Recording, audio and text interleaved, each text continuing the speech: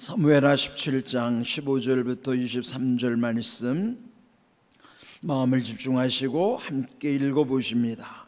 이에 후세가 사독과 아비아달 두 제사장에게 이르되 아히도벨이 압살롬과 이스라엘 장로들에게 이러이러하게 계략을 세웠고 나도 이러이러하게 계략을 세웠으니 이제 너희는 빨리 사람을 보내 다윗에게 전하기를 오늘 밤에 광야 나루터에서 자지 말고 아무쪼록 건너가소서 하라.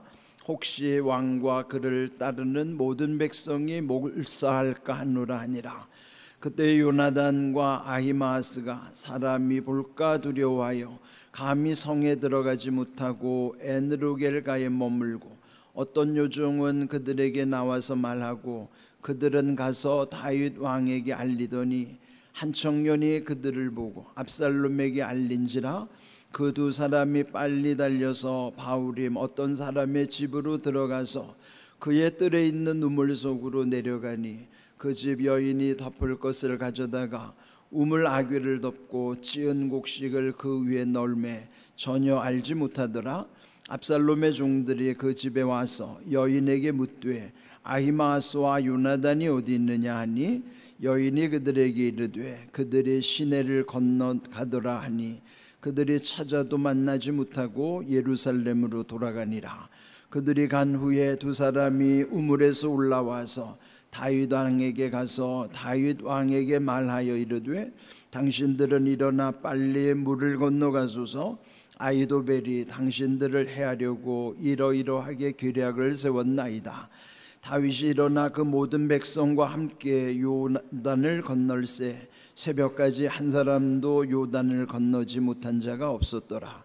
아히도벨이 자기 계략이 시행되지 못함을 보고 나귀의 안장을 지우고 일어나 고향으로 돌아가 자기 집에 이르러 집을 정리하고 스스로 목매어 죽음에 그의 조상의 묘에 장사되니라. 아멘.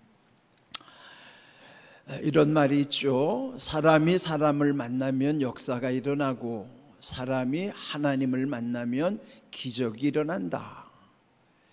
사람이 하나님을 만날 때 기적이 일어난다는 것은 사람이 감당할 수 없을 때 하나님이 도와주시는 것, 우리가 할 수 없는 것을 기적이라고 하는 것이죠.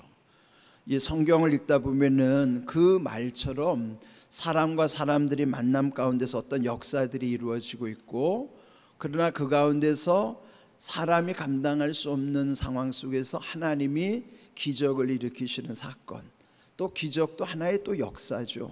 하나님의 역사, 그 기적을 성경에서 보게 하시는 거예요.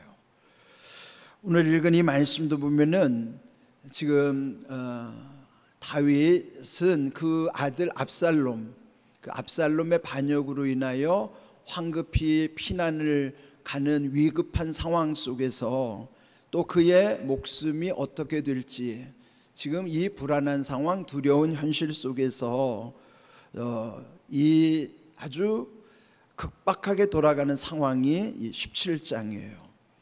그런데 이제 우리 앞에서도 보았던 것처럼 다윗을 처단할 계획을 압살롬이 이제 두 사람에게 물어보잖아요. 한 사람이 아히도벨이고 또 한 사람이 후세. 그런데 아히도벨은 이 다윗을 배신했던 사람이지만은 후세는 이 다윗을 돕는 사람으로서, 또 다윗이 보낸 사람, 또 다윗을 배신한 것처럼 속여서 지금 압살롬 밑에 둔 사람이죠. 그런데 압살롬은 두 사람의 계략을 들은 다음에 현실적으로는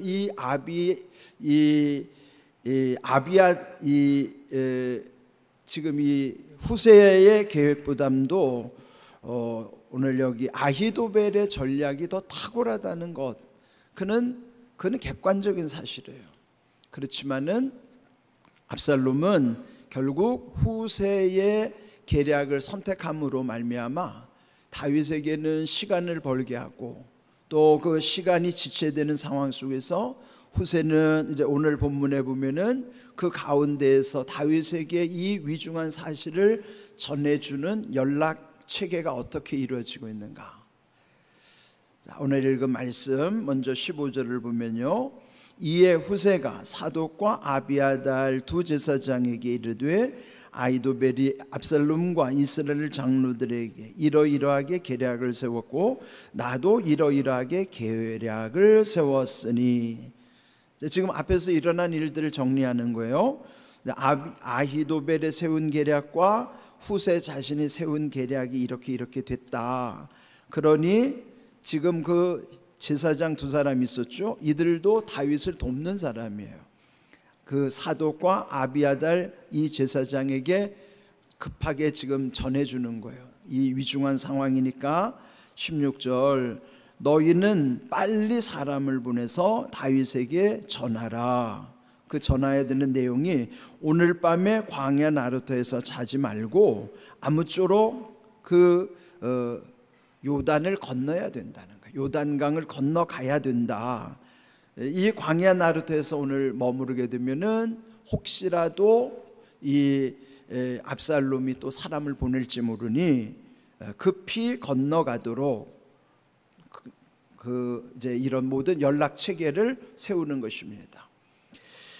17절 그때의 요나단과 아히마스가, 이 두 사람은 사독의 아들 아비아달의 아들이에요. 이 사독과 아비아달 제사장의 아들들이 요나단, 아히마스인데 이 두 제사장은 각각 자기 아들들에게 또 이 사실을 전해준 거예요. 그러니까 후세로부터 두 제사장 그리고 두 아들들에게 지금 이 위중한 사실이 다윗에게까지 전해질 수 있도록 급히 전령을 보내주는 거죠. 자, 그런데 문제는 이 두 아들들에게 있었어요.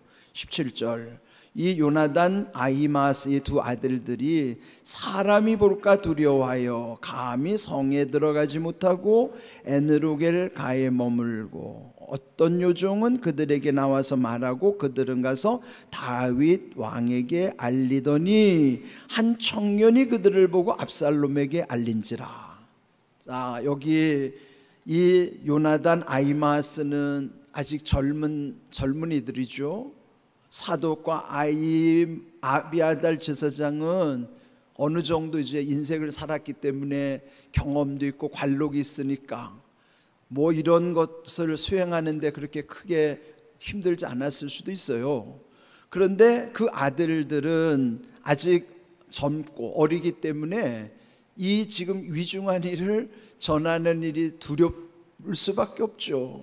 그래서 결국 그 두 아들 요나단과 아히마스가 사람이 볼까 두려워하였다 그러는 거예요.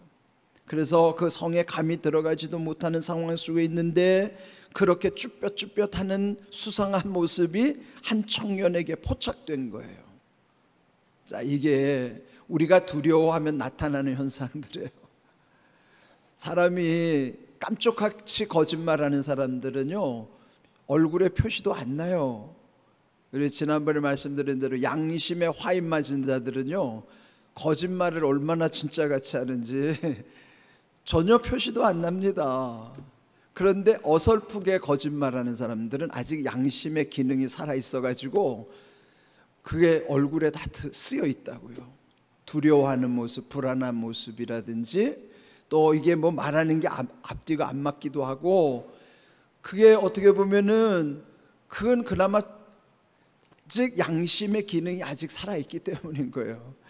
그런데 이 지금 요나단과 아히마스도 미숙한 탓이라 또 사람이 볼까 두려워하여 이 두려움으로 인하여 결국은 한 청년에게 발각이 돼서 그 사실이 압살롬에게까지 또 보고가 되는 거예요.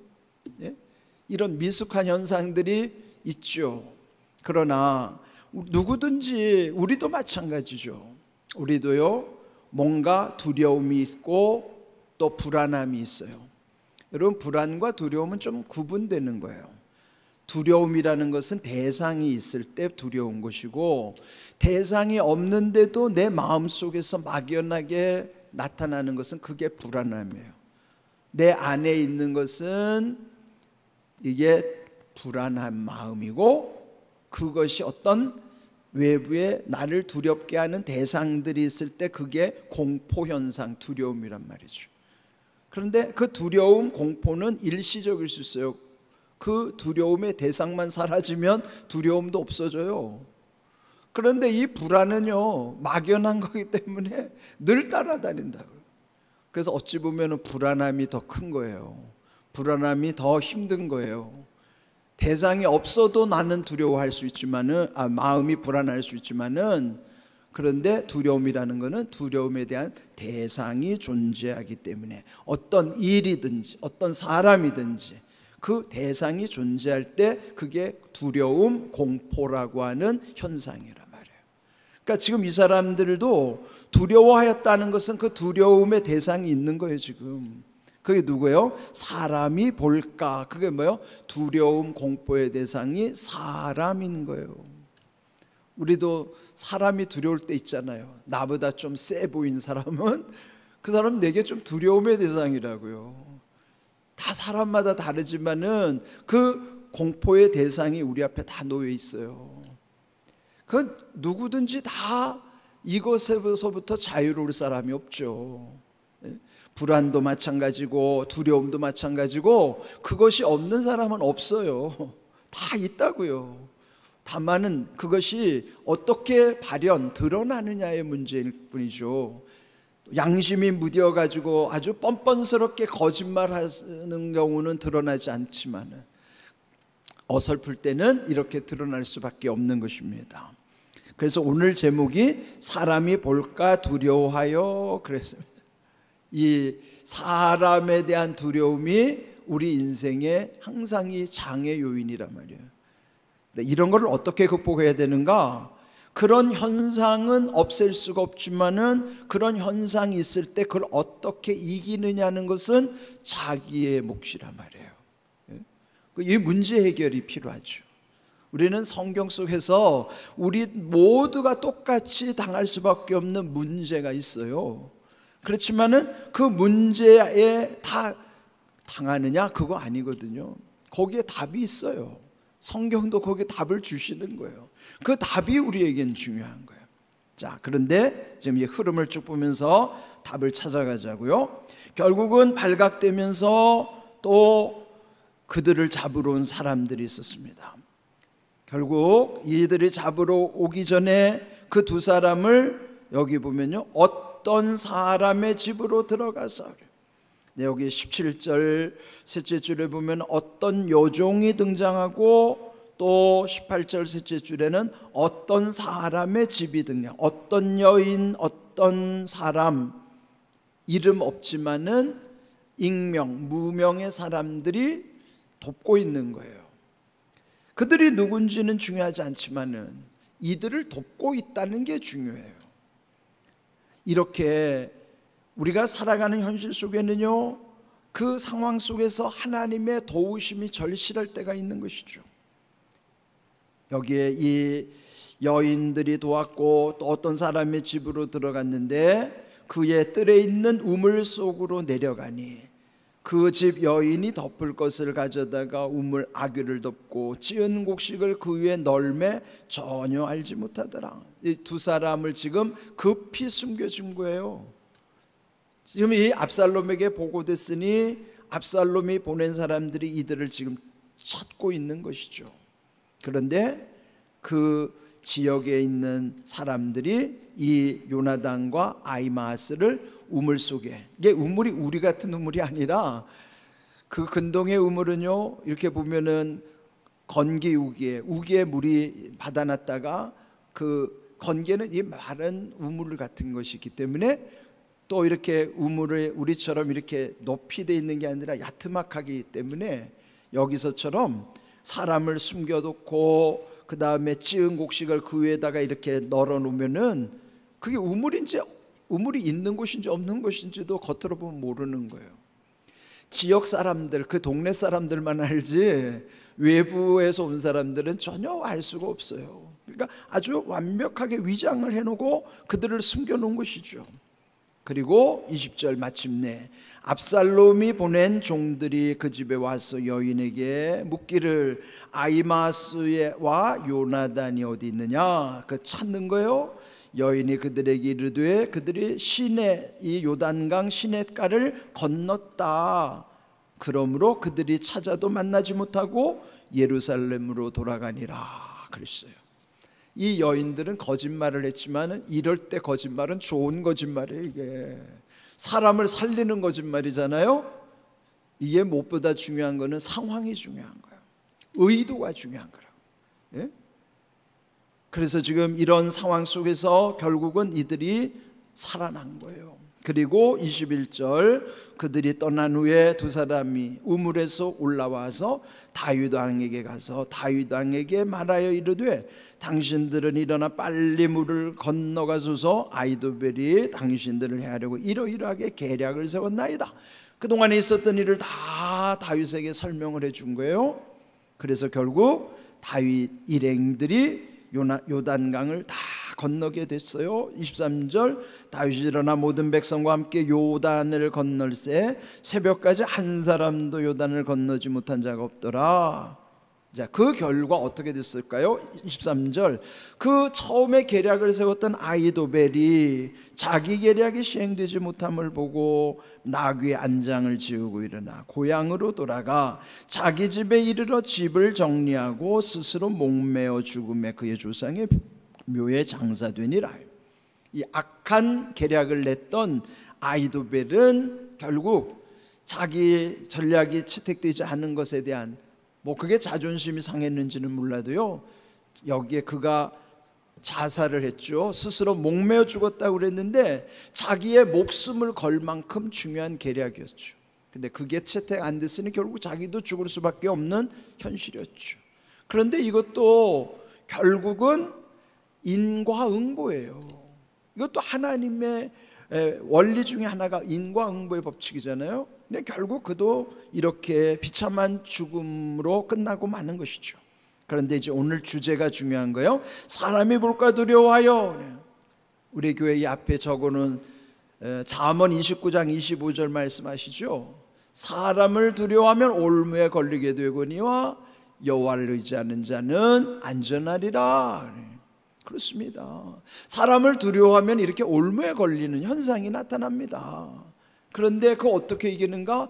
여호와를 의지하는 그 믿음으로 인하여 안전하게 된다는 거예요. 그 두려움도 이기게 하시고 하나님이 지켜주시기 때문에 안전한 것입니다. 그러므로 두려움이라는 것은 사람 때문에 생기는 것이지만 그것을 이길 수 있는 것은 하나님을 의지할 때만이 안전하다는 것이 답이에요. 더 중요한 답은 히브리서 4장 16절입니다. 우리 함께 읽어볼까요? 그러므로 우리는 긍휼하심을 받고 때를 따라 돕는 은혜를 얻기 위하여 은혜의 보좌 앞에 담대히 나갈 것이니라. 아멘. 때를 따라 돕는 은혜, 지금 여기 보세요. 이 때를 따라 돕는 은혜가 지금 작동하고 있는 거예요. 여기 지금 이 후세로부터 두 제사장 그 두 아들들 또 어떤 여인들과 어떤 사람들, 이 고리가 다 연결이 돼가지고 다윗까지 연결된 거예요. 중간에 어느 고리 하나만 끊어져도 다윗은 위험할 수가 있고 이렇게 합력해서 선을 이룰 수가 없어요. 이게 뭐냐 말입니까? 다 때를 따라 돕는 은혜가 작동이 될 때만이 합력해서 선을 이루시는 거예요. 합력해서 선을 이루신다는 건요, 때를 따라 돕는 은혜가 있을 때 가능한 거예요. 근데 그 때를 따라 돕는 은혜가 어디서 오는가 보세요. 때를 따라 돕는 은혜를 얻으려면 은혜의 보좌 앞에 와야 된다는 말이에요. 은혜의 보좌가 뭐예요? 은혜가 임하는 곳, 여기 예배의 자리에 오셔야 된다 이 말이죠. 그렇다면은 예배의 자리를 향하여 담대히 나올 때만이 때를 따라 돕는 은혜를 얻게 된다는 것이죠. 두려움의 반대말이 담대함이에요. 그런데 예배를 향하여 담대할 때 담대함의 반대인 두려움도 이기는 거예요. 예? 담대함과 두려움은 반대말이란 말이에요.